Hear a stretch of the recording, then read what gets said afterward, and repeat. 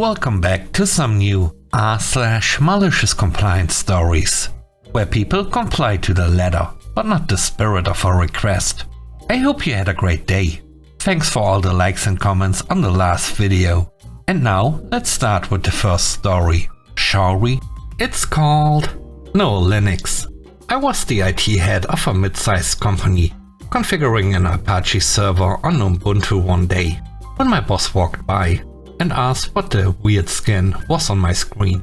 I explained I was running a server on Ubuntu, and he immediately told me, "We don't use that Linux stuff here, use Windows." Now, as IT head, I had control over the company's finances, including a company credit card. Most employees had company-issued Android phones, which I knew run on a Linux kernel, but since the boss was clearly anti-Linux, I figured why not help us all comply with this new policy in the most thorough way possible. I ordered over 20 iPhones to replace all the Androids. A couple of weeks later, my boss asked why I'd bought so many iPhones. I casually explained that Android runs on Linux, just like Ubuntu. He then declared that Androids were exempt from this policy and had the intern list the iPhones on eBay as used. Safe to say, we took quite a hit on those sales.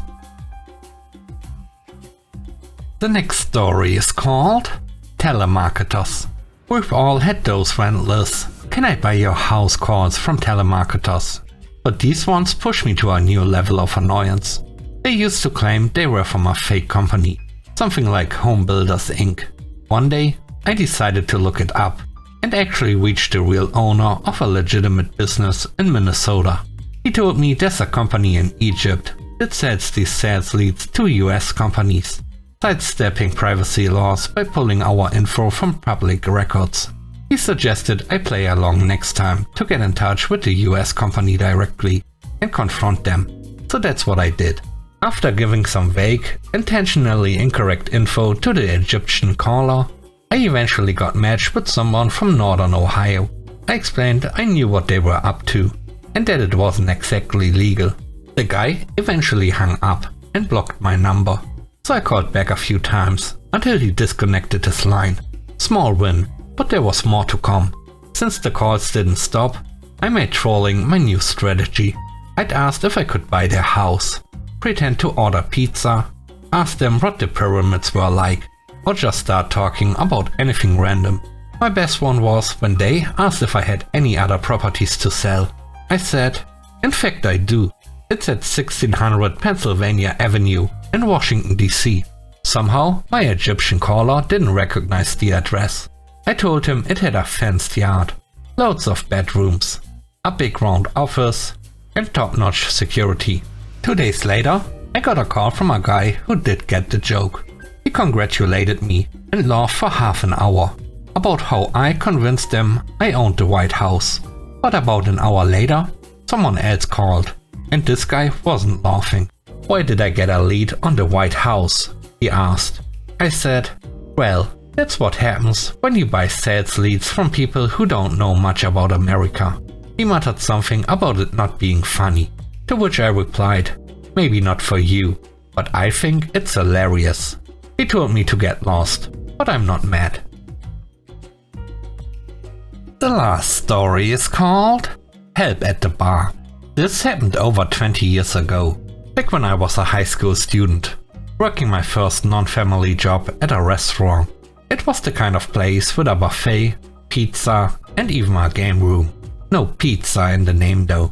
That location no longer exists. It was a Sunday and I was scheduled for the bar open shift from 9 AM to 4 PM. I could do almost everything at the bar, except handle alcohol sales. My shift started fine, and around noon the closer came in, a woman in her 30s with a speech impediment. I didn't know or care about her disability, just wanted to keep things professional. At some point we hit a slow period, and she let me know she had it handled. That left me with not much to do, so I started bussing tables to help out. One of the two managers on duty that day, Madge, saw me and asked why I was buzzing. When I told her what happened, she noticed the bar was backed up with dirty glasses and a long line of customers. so she asked me to go back and help. I figured I'd handle glasses while the closer dealt with the customers. Well, it didn't go over well. When I got back to the bar, I started on the glasses, but she immediately snapped at me, telling me I wasn't needed. I explained that Madge had sent me to help, but she didn't want to hear it and angrily told me to leave.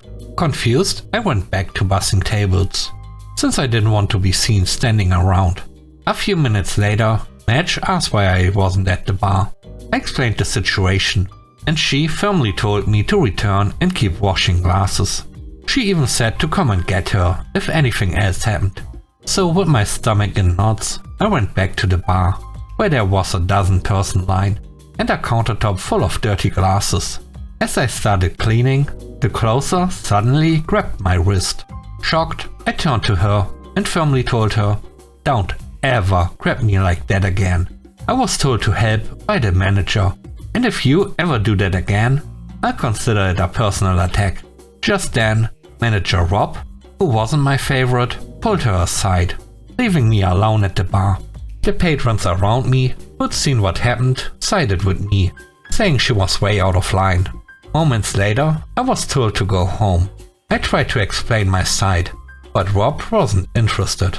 I told him if I walked out, I wouldn't be coming back, but he didn't care, so I left. The next day, I called the main manager, explained everything, and let him know I couldn't work out the rest of my notice because of the hostile work environment. He thanked me for my time and even assured me there'd be a job for me there if I ever needed it. Thankfully, I never did. Thanks for watching the video to the end. I hope you enjoyed it. If you did, please don't forget to leave a like, comment and subscribe. And if you have time, watch another one of my videos. Also, if you want to support me further, check out the channel membership or Patreon. And now I hope you have a great day. See you soon. Bye bye.